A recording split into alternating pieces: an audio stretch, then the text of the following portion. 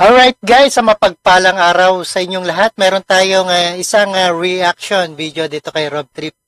Alright, tanong ng bayan at the GMA Senatorial Face-Off 2025. Dito sa GMA, ayan, panoorin po natin na 12 kandidatura sa Senado pumasa sa hamon na harapin ang mga tanong ng bayan.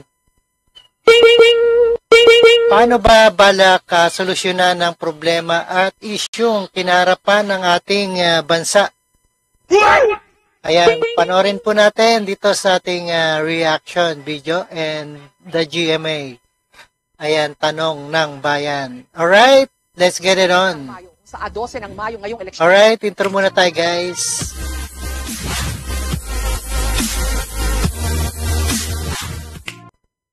Alright guys, sa mapagpalang araw sa inyong lahat. At ito nga ay isang reaction video ni Rob Trip. At panoorin po natin dito sa ating talakayan kung ano yung mga plataforma ng mga tatakbong senatorial and candidacy ngayong 2025. And without further ado, let's do watch guys. 2025. Tayo'y babalik sa mga presinto para maghalal ng local at national officials ang 12 mga senador. Ngayong gabi, makikilala na natin ang 12 matatapang na tumanggap sa aming hamon. Ano ang kanilang mga posisyon sa mahalagang issue at sagot sa pinakamabigat. Ayan, panoorin natin yung 12 tatakbo, no? Ayan, sa ating senatorial. The GMA Senatorial Face-Off 2025.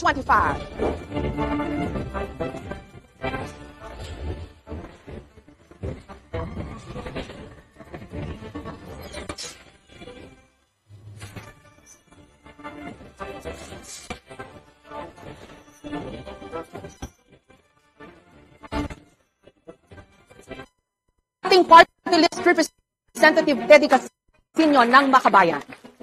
Ginoong Casino, 3 beses ho kayong nahalal bilang party list representative. Pansamantala ho kayong nawala sa mata ng publiko. Ayan, Teddy Casino. Ayan. Ang gusto niya na hong puntahan, Senado. Bakit po? Ako po ay tumatakbo sa Senado dahil kailangan may aktivista sa Senado. Nakita na ho natin, puro na lang mga miyembro ng political dynasty, mga kinatawan ng mayayaman ng kapangyarihan. This time po, subukan naman natin ang isang taong subok na ang pagkikipaglaban para sa interes ng masang Pilipino. Teddy Casino po, para sa inyo. Attorney Vic Rodriguez, Independent. Attorney Rodriguez, nung nagbitiw ho kayo bilang Executive Secretary, sinabi nyo na gusto nyo nang mag-focus sa inyong pamilya. Ano po ang nagtulak sa inyo ngayon na tumakbo bilang senador? Hindi ko masikmura ang korupsyon, kaya ako'y kumakandidato upang labanan ang korupsyon sa Senado, bantayan ang budget, at maging tunay at maisog na oposisyon sa Senado. Danilo Ramos ng Makabayan. Ginoong Ramos, matagal po kayong leader ng mga magsasaka at ngayon papasok sa politika.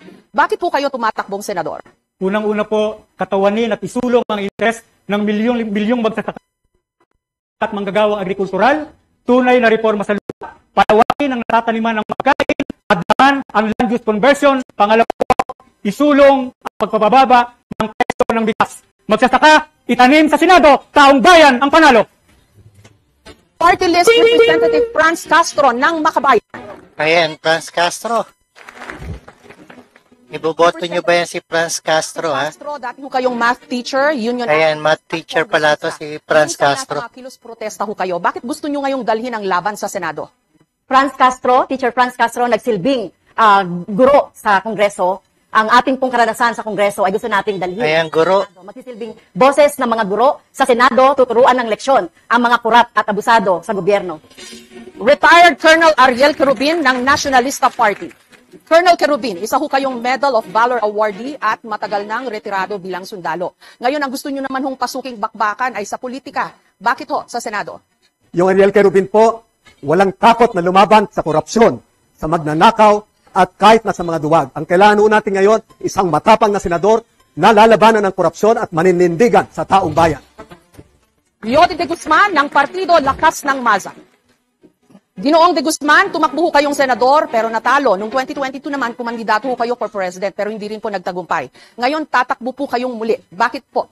Hindi ko matanggap na ang tatakbo ulit ngayong sa pagka-senador ay mga dating mga politiko na nagbalik-balik na sa pwesto pero wala naman nagawa. Yan pala si Lodi, no? Yung dating tumakbo nakaraang eleksyon. Alright? At iboboto nyo ba yan, si Lodi? Problema pa rin. Kaya yun ang nagtulak sa akin para irepresenta ang interes ng mga manggagawa sa Senado. Senador Ronald Bato de la Rosa ng PDP Laban. Ayan, boto natin yan, si Ronald Bato de la Rosa. Senator de la Rosa, naging PNP chief po kayo at nanalong senador noong 2019. At ngayon, gusto nyo po uling ma-re-elect. Gusto kong ma-re-elect dahil mahal ko ang Pilipinas. Gusto kong pagpatuloy yung aking serbisyo bilang isang senador na gumagawa ng mga batas na makakontribute towards nation building. Attorney Luke Espiritu ng Partido Lakas ng Mas. Attorney Espiritu, hindi po ito ang unang beses niyong tumakbo para sa Senado. Nabiguho kayo noong 2022. Bakit gusto niyo huling sumabak o sumubok sa pagkasenador? Marami ang mga sumuporta sa atin noong 2022 at tayo ay nag-build upon doon sa suportang yon na gusto ng pagbabago sa ating lipunan. Ayan, iboto rin natin yung mga bago, no? Bagong tatakbo para maiba naman. Wasakin ang kapangyarihan ng mga political dynasties at kailangan itong kumbinahin sa isang social justice agenda kung saan ang mga manggagawa, magsasakat maralita ay magkaroon naman ng patas na pagtrato sa ating lipunan. Dating COA Commissioner Heidi Mendoza, independent. Commissioner Mendoza, naging commissioner ho kayo ng Commission on Audit o COA. Bakit gusto niyo ho pa rin pasukin ang magulong mundo ng politika? Ang hinaing ng bayan, tax ng ina mo, saan napunta? Ako po'y naglingkod ng 27 taon, hindi nagnakaw at hindi magnanakaw. Kailangan ng Senado ang isang tapat. Naghahanap ang bayan ng mapapagkatiwalaan. Iniaalay ko ang sarili ko dahil nakipaglaban ako at nagtaya ng buhay laban sa katiwalian. At Attorney Ernesto Arellano ng Katipunan ng Kamalayang Kayumanggi. Attorney Arellano, matagal niyo pong inilalaban ang karapatan ng mga manggagawa bilang isang abogado.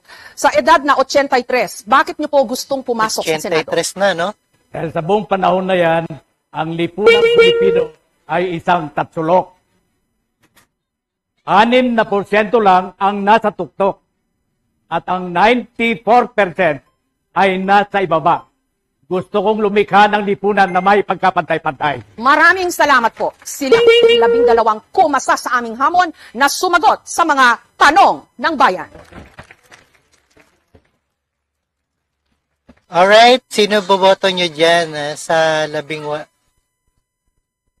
Ayan, 18, no? Na napapakinggan po tayo sa DZDD. Napapanood pa rin po tayo worldwide sa pamagitan ng GMA Pinoy TV at naka-live stream sa official YouTube channel. Alright guys, napanood at napakinggan po natin sino ang iboboto natin dyan sa mga tatakbo bilang senator. Antabayanan po natin. At see you soon sa ating reaction video dito sa Tanong ng Bayan sa Harapan. Alright, maraming salamat sa panonood pagkinig dito kay Rob Trip. And see us again sa ating the next one. Peace out.